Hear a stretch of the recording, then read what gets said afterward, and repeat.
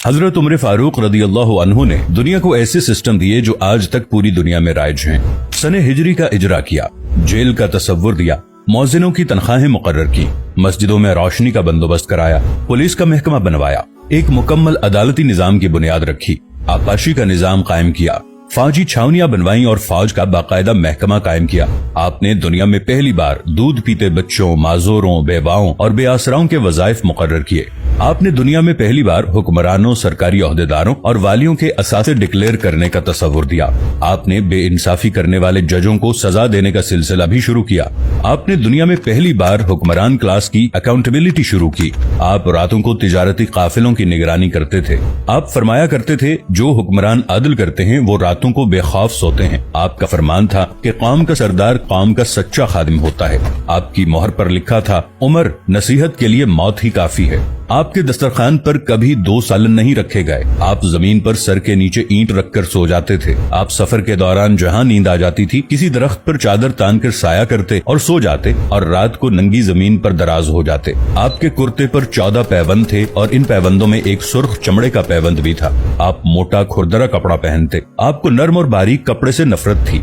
आप किसी को जब सरकारी ओहदे पर फाइज करते तो उसके असासों का तखमीना लगवाकर अपने पास रख लेते और अगर किसी सरकारी ओहदे के दौरान उसके असासों में इजाफा हो जाता तो आप उसका एहतसाब करते। आप जब किसी को गवर्नर बनाते तो उसे नसीहत फरमाते, कभी तुर्की घोड़े पर न बैठना, बारीक कपड़े न पहनना, छना हुआ आटा न खाना, दरबान न रखना और किसी फरियादी पर दरवाजा बंद न करना। आप फरमाते थे, जालिम को मुआफ कर देना मजलूमों पर जुल्म है। आपका ये फिक्रा आज इंसानी हुकूक के चार्टर की हैसियत रखता है कि माएं बच्चों को आजाद पैदा करती हैं, हमने उन्हें कब से गुलाम बना लिया। फरमाया, मैं अक्सर सोचता हूँ और हैरान होता हूँ, उमर बदल कैसे गया। आप इस्लामी दुनिया के पहले खलीफा थे जिन्हें अमीरुल मोमिनीन का खिताब दिया गया।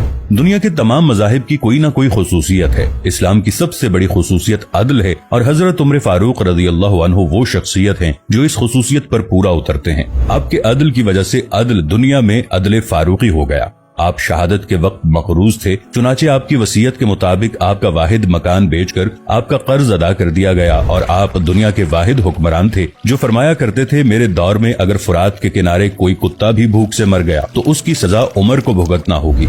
आपके अदल की ये हालत थी। आपका इंतकाल हुआ तो आपकी सल्तनत के दूर दराज इलाके का एक चरवाहा भागता हुआ आया और चीख कर बोला, लोगों, हजरत उमर फारूक रदी अल्लाह अन्हु का इंतकाल हो गया। लोगों ने हैरत से पूछा, तुम मदीने से हजारों मील दूर जंगल में हो, तुम्हें इस सानहे की इत्तला किसने दी। चरवाहा बोला, जब तक हजरत उमर फारूक रदी अल्लाह अन्हु जिंदा थे मेरी भेड़ें जंगल में बेखौफ फिरती थीं और कोई दरिंदा उनकी तरफ आंख उठाकर नहीं देखता था, लेकिन आज पहली बार एक भेड़िया मेरी भेड़ का बच्चा उठाकर ले गया। मैंने भेड़िया की जुर्रत से जान लिया कि आज दुनिया में हजरत उमर फारूक रदी अल्लाह अन्हु मौजूद नहीं है। हजरत उमर फारूक रदी अल्लाह अन्हु ने अपने दौर में जिस जिस खित्ते में इस्लाम का झंडा भिजवाया वहाँ से आज भी अल्लाह अकबर की सदाएं आती हैं। वहाँ आज भी लोग अल्लाह के सामने सजदा करते हैं। दुनिया में अलेक्जेंडर का नाम सिर्फ किताबों में सिमट कर रह गया है, जबकि हजरत उमर फारूक रदी अल्लाह अन्हु के बनाए निजाम दुनिया के 245 ममालिक में आज भी किसी न किसी शक्ल में मौजूद हैं।